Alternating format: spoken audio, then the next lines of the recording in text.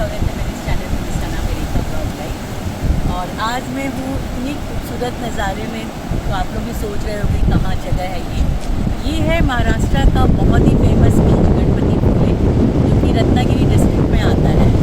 गणपतीपुळे वैसे तो फेमस है दो चीज़ों के लिए, एक मंदिर गणपति जी का मंदिर और एक है ये बीच। बहुत ही खूबसूरत बीच आप देख सकते हो, बहुत ही फाइन रेन है, बहुत बारीक रेन है, बीच बहुत ही खूबसूरत है।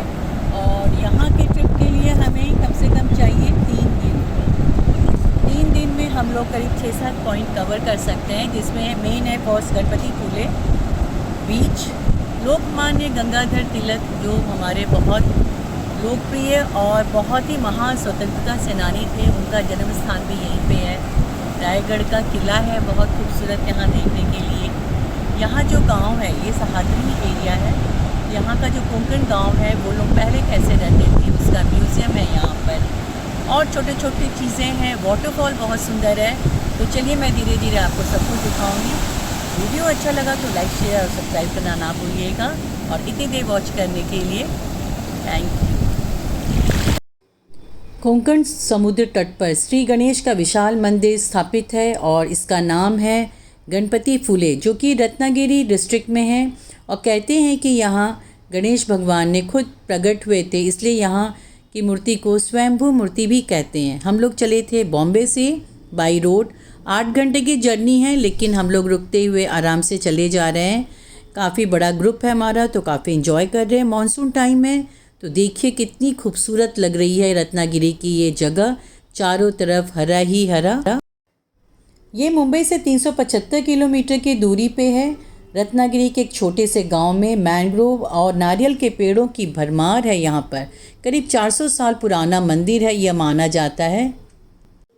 और ये है मंदिर का मुख्य द्वार। और सबसे ज़रूरी बात, जो भी वीडियो देख रहे हो प्लीज़ लाइक करें, सब्सक्राइब करें, और जो पहले से ही सब्सक्राइब कर दिए हैं उनको बहुत बहुत धन्यवाद।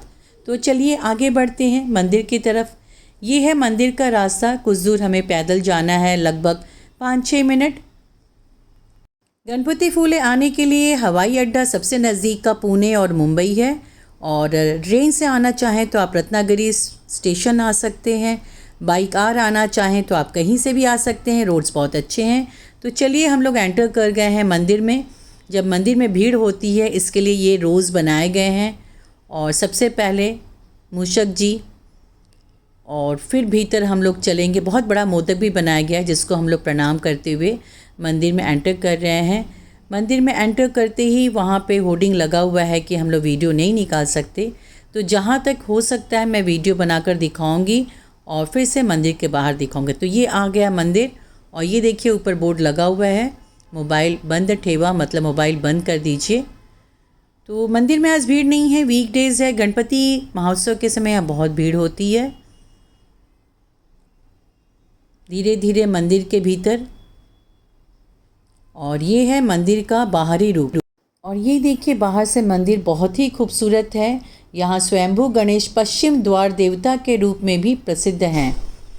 यहाँ का बेस्ट टाइम है अक्टूबर से फरवरी तक, जो कि यहाँ का बेस्ट टाइम माना जाता है ठहरने के लिए। बहुत सारी यहाँ पे होटल्स रिसोर्ट हैं, लेकिन सबसे अच्छा है मंदिर के ठीक सामने MTDC यदि महाराष्ट्र गवर्नमेंट का होटल। बहुत ही खूबसूरत होटल है और आपको सारी ठीक ठाक सुविधाएं मिल जाएंगी। सामने ये मंदिर है बहुत ही खूबसूरत, और पूरा मेंटेन है। यहाँ की गणेश की प्रतिमाएं भी बहुत खूबसूरत है, जिसका वीडियो मैं नहीं बना सकती।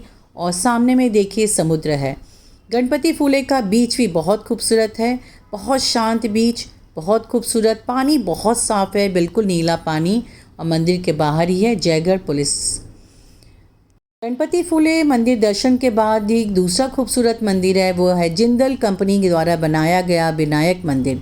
श्री विनायक मंदिर बहुत बड़े गार्डन के बीच में बनाया गया है, और इस सबसे खूबसूरत लगता है ये शाम के समय 6 से 8 के समय। वैसे तो 7-7:30 में यहाँ की लाइट्स बंद हो जाती हैं, लेकिन बेस्ट टाइम है इसका देखने का।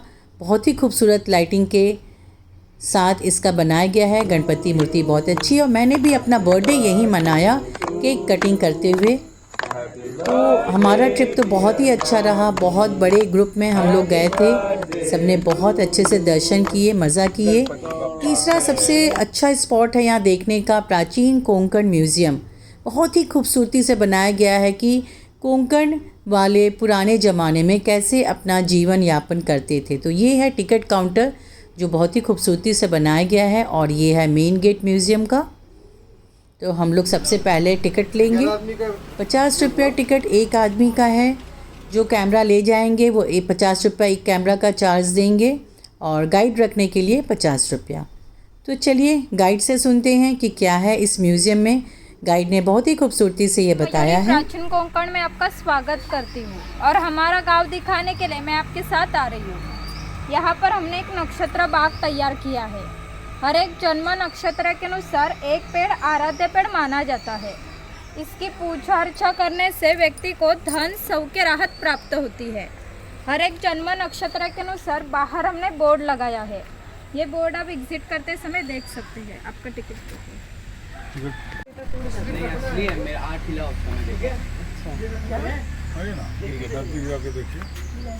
यहाँ पे हर जगह पे ना वहाँ पर ऐसी कॉम्बो डिश मिलती है। इसमें उबला हुआ मोदक, भाजने का थाली पीठ और सोलकड़ी मिलती है।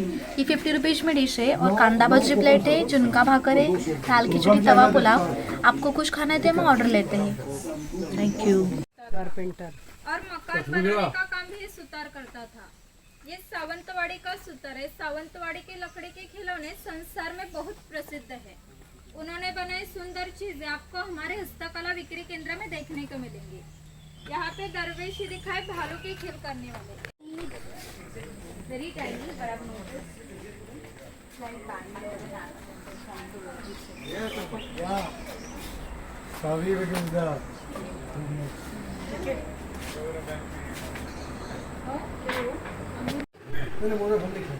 यहाँ म्यूज़ियम के भीतर एक रेस्टोरेंट भी है जो कि शुरू में ही आप खाने का ऑर्डर कर दें तो टोटल जर्नी 45 मिनट्स की होती है और उसके बाद आप इस रेस्टोरेंट में आकर आप खाने का लुत्फ़ उठा सकते हैं। मतलब कोंकण स्वाद का लुत्फ़ उठा सकते हैं। खाना बहुत ही लाजवाब है। क्या बनाने का काम? चमड़े का मोची मोची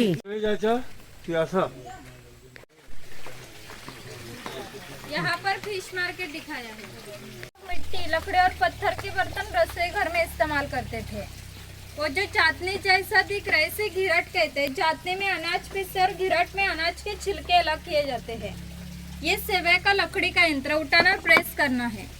ये मोदक पात्र सेवई ये मोदक पात्र यानी कि पहले का कोकणी कुकर। यहाँ पर नीचे पानी रखा जाता है। यहाँ पर मोदक रखकर ढक्कन लगाकर मोदक पात्र चूल्हे पर रखा जाता है। इससे अंदर के मोदक स्टीम होते हैं।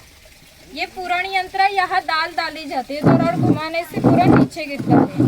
बाद में उसकी मीठी रोटी तैयार की जाती है यानी कि पूरण पुली दाल पीसने के लिए। वो टिफिन बॉक्स है। नीचे 3 डिब्बे है। बाजू में 2 चम्मच है। पर पानी पीने के लिए लोटा है। बाजू में चाय रखने के लिए किटली है। यहाँ पर लकड़ी के चम्मच दिखाई जाति के अनुसार होता था। किसी को भी व्यवसाय बदलने की स्वतंत्रता नहीं थी। इनका काम था बम्बू से चीजें बनाना। ये सूप है। ये फूलों की टोकरी है। ये रोले है। इसका इस्तेमाल अनाज रखने के लिए किया जाता है और इससे धार्मिक ये तेली है। पहले हम कोंकणी लोग अपने खाने में नारियल का तेल इस्तेमाल करते थे। ये तेल की घानी है। इसे खूंट कहते हैं। यहाँ सूखा नारियल डाला जाता है। ये जो खड़ी लकड़ी इसे कोंकणी भाषा में लाट कहते हैं। ये लाट इस आड़ी लकड़ी को इस तरह बंधी जाती है। यहाँ पर लाट सीधी तरह खड़ी रहती है। आपको लगने वाली लोहे की चीजें बनाने का काम लोहार करता था। 500 साल पहले कोंकण की राजकीय स्थिति अस्थिर थी। यहाँ के कई लोग सेना में थे। उनको लगने वाली ढाल छल्ले की चीजें, हीरे, माणिक, मोती, शंख, शिंपले इत्यादि चीजों की निर्यात बनियालो करते थे। इसके बदले में पूरे जग से भारत में सोना आता था। से संबंधित सभी चीजें बनाने का काम एक कुम्हार करता था। गणेश जी के त्योहार पर गणेश जी की मूर्तियां बनाना, दीपावली में दिए बनाना और गर्मी में मटके बनाने का काम भी कुम्हार करता था। ये सफेद रंग वाला मटका है, माड़ी निकालने का मटका है। हमारे कोंकण में नारियल के पेड़ बहुत आते हैं। उससे नारियल आने से पहले एक पोई आती है। उस पोई को बीच में काटा जाता है। उस पोई को गुड़हन के पत्ते रगड़ कर लगाए जाते हैं। वो पत्ते पोई में से माड़ी खींच लेते हैं और बूंद बूंद आने वाली माड़ी इस मटके में इकट्ठा की जाती है।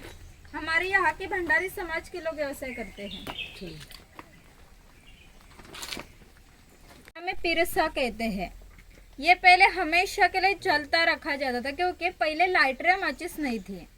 किसान की बीवी को जब खाना बनाना तो यह हाथ से 2 शोले लेकर रसोई घर का चूल्हा जलाती थी।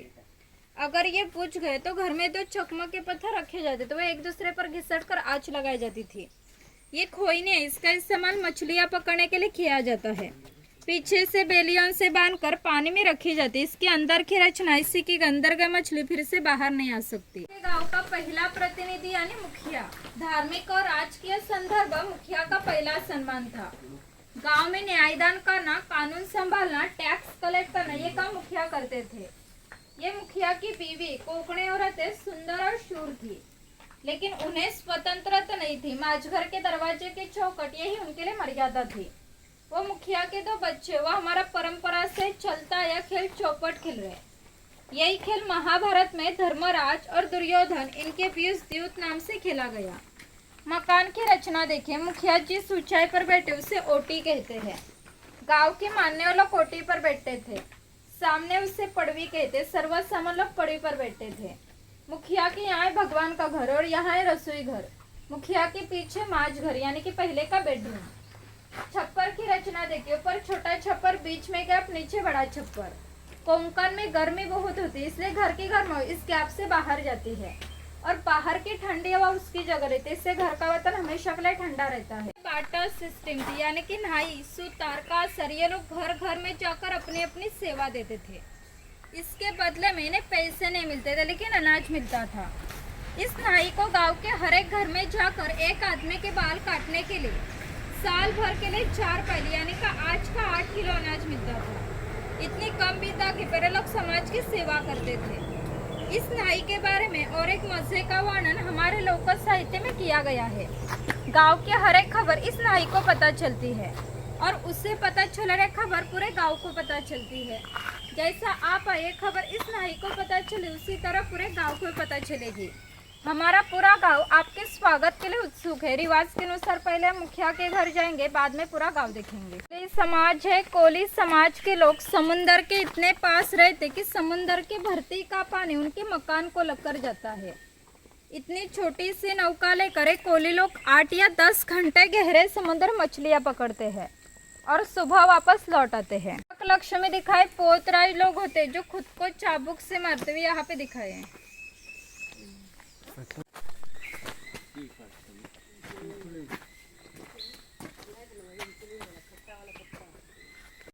हमारे यहाँ सन शिमगा यानी कि होली का त्योहार मनाया जाता है।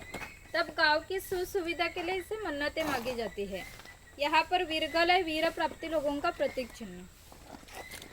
लकड़ी का ढोल है। मिट्टी की 2 ताशे है। इनका नीचे का भाग मिट्टी से तैयार किया है। ये 110 बरस पुराने हैं। गांव में किसी 2 व्यक्ति के बीच झगड़े हो गए तो गांव के सभी लोग यहाँ इकट्ठा हो जाते थे और गांव के मुखिया उनके सामने न्यायदान का काम करते थे। और एक महत्व की विशेषता है कि संसार में ऐसी प्रथा है कि हर एक जाति धर्म के लोग अपने अपने मंदिर, चर्च और मस्जिद में जाकर भगवान के दर्शन लेते हैं। हम कोंकणी लोग भी साल भर भगवान के पास जाकर भगवान के दर्शन लेते हैं।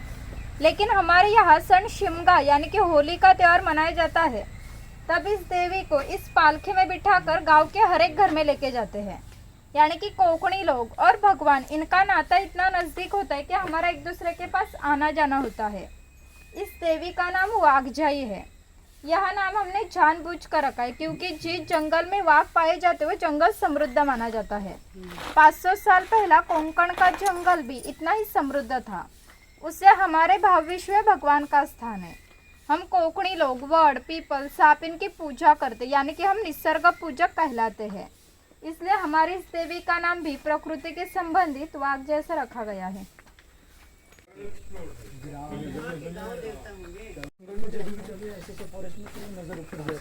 ग्राम देवता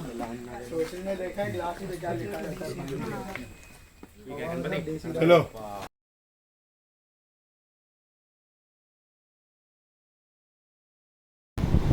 यहाँ पर आप हमारे साथ भी घूमने आ सकते हैं। मेरी अपनी कंपनी है, ट्रैवल एजेंसी है रेखा ट्रैवल्स के नाम से, और वो जो कि सिर्फ लेडीज़ के लिए है। तो जिनको भी अच्छा लगे, लेडीज़ को अच्छा लगे, वो हमसे कांटेक्ट कर सकती हैं। हमारा फ़ोन नंबर रहेगा इस वीडियो के लास्ट में। और गणपति फूले हमारे साथ आप आ सकते हैं, 3 दिन का पैकेज होगा। बाकी डिटेल आप कॉल करके हमें